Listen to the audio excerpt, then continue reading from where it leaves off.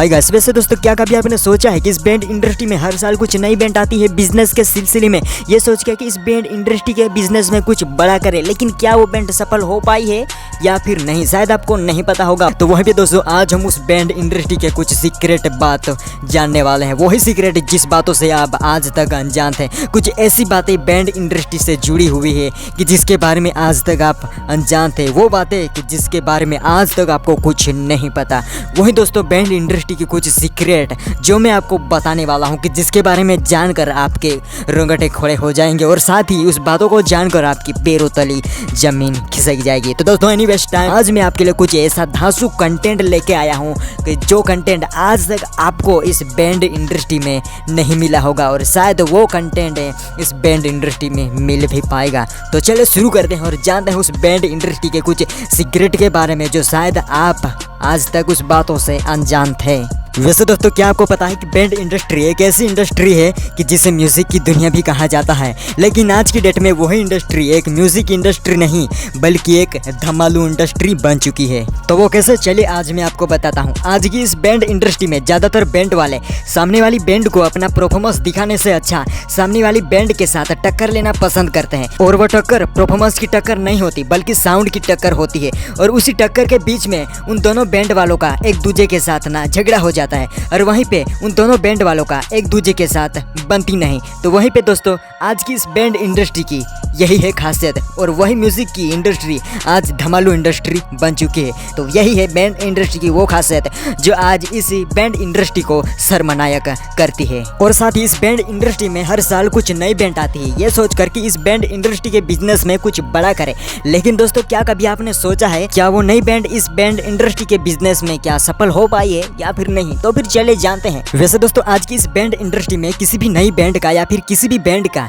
Performance कैसा है ये मैटर नहीं करता, बल्कि उस बैंड का साउंड कितना तगड़ा है ये मैटर करता है, क्योंकि दोस्तों यही तो है इस आज की बैंड इंडस्ट्री की खासियत है। और दोस्तों इस बैंड इंडस्ट्री के बिजनेस को लेकर कुछ नई बैंड आती है, वो ज्यादातर कुछ बैंड चलती है, कुछ बैंड डाउन हो जाती है, तो कुछ बैंड बंद हो जाती है। वैसे दोस्तों ये इसलिए होता है कि आज की इस बैंड इंडस्ट्री में ज़्यादातर एक सोशल नेटवर्क बन चुका है। ज़्यादातर ना ये बैंड इंडस्ट्री इस सोशल मीडिया साइट से जुड़ चुके हैं, क्योंकि दोस्तों आज की बैंड इंडस्ट्री में सबसे ज़्यादा मैटर करता है कि ज़्यादातर कौन सी बैंड इस सोशल मीडिया साइट पे दौड़ रही है, कौन सी बैंड पॉपुलर हो रही है। वैसे दोस्तों अगर कोई भी बैंड को अगर पॉपुलर करना हो या फिर पॉपुलर होना हो तो सबसे पहले उस बैंड को सोशल मीडिया साइट से जुड़ना पड़ेगा। वैसे दोस्तों उस बैंड का परफॉर्मेंस कैसा है ये मैटर नहीं करता, बल्कि दोस्तों वो बैंड इस सोशल मीडिया साइट से जुड़ी हुई है या फिर नहीं, या फिर वो बैंड इस सोशल मीडिया साइट पे पॉपुलर है या फिर नहीं, वो मैटर करता है। क्योंकि दोस्तों उस बैंड का अगर परफॉर्मेंस चाहे कितना भी बेकार क्यों ना होगा, लेकिन अगर वो बैंड इस बैंड इंडस्ट्री की सोशल मीडिया साइट पे अगर जुड़ी हुई होगी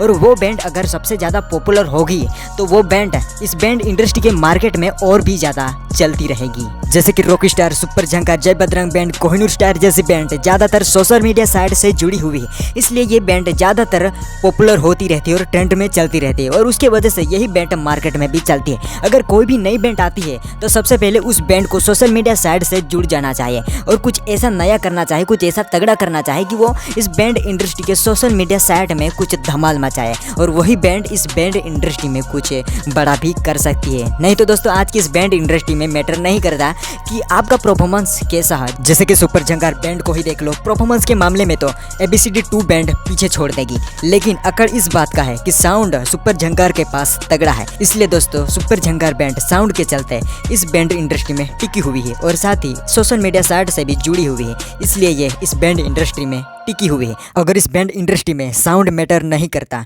तो फिर आप समझ सकते हो कि सुपर झंकार कब की इस बैंड इंडस्ट्री को अलविदा कह चुकी होती।